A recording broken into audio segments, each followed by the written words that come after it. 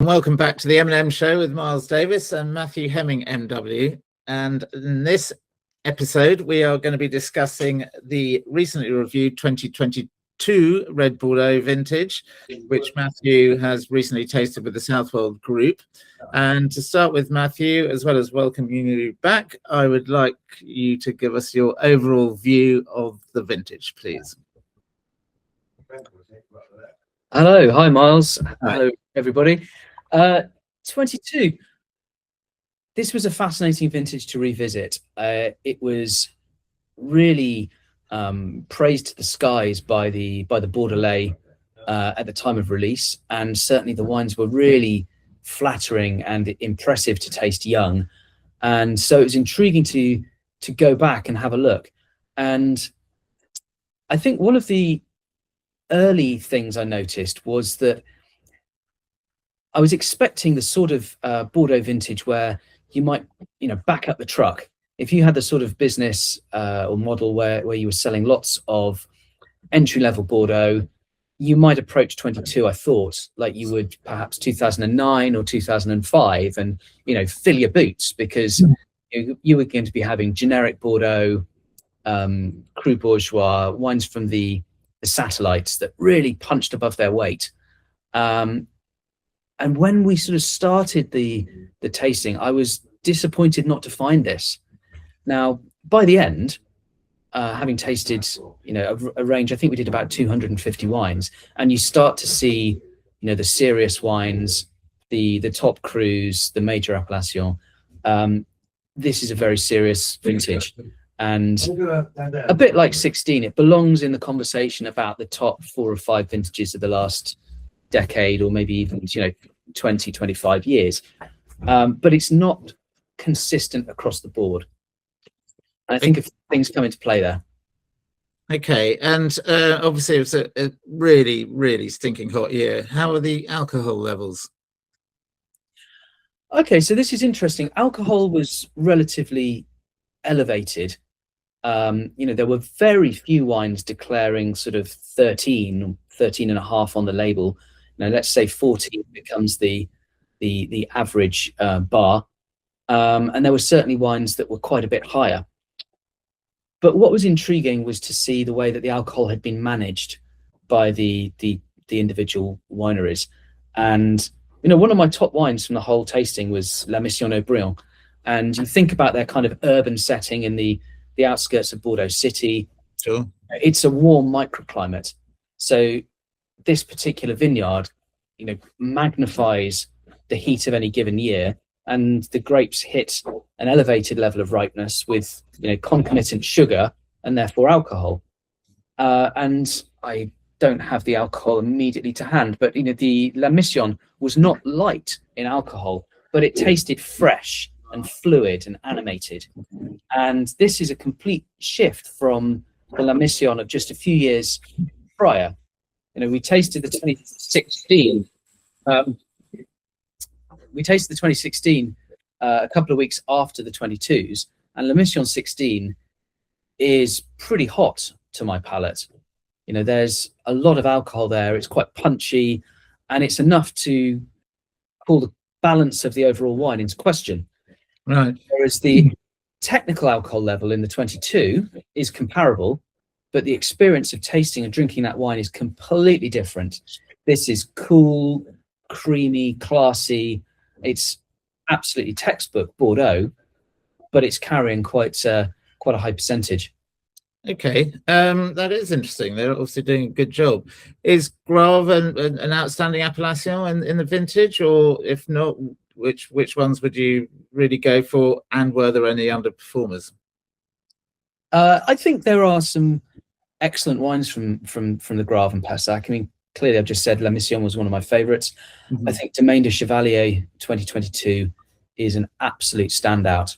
I mean, I thought that was a total triumph, that wine. At Domaine de Chevalier's pricing, it's hard to see why a lot of people wouldn't want to have that in the cellar. Well, I'm sure we'll get on to pricing later, but the way that the prices of the 22s have come off since Primeur, sure, means there's some attractive things to look at, and Domaine de Chevalier would be on that list. Otherwise, in the vintage, I love the top wines of Pomerol. I mean, that's always a bit of a theme for me and for the tasting. But I suppose the scale of Pomerol, the uniformity of the region compared to the diversity of soils in Saint-Emilion, you're always going to have a tighter pack from Pomerol. And then those small estates, the caliber of those estates, it just pushes it up. But Petrus was probably my wine of the tasting, and I'm not habitually somebody who finds Petrus wildly seductive, but that wine was just knockout. Unusually, I would say that Saint-Julien was maybe a little bit disappointing.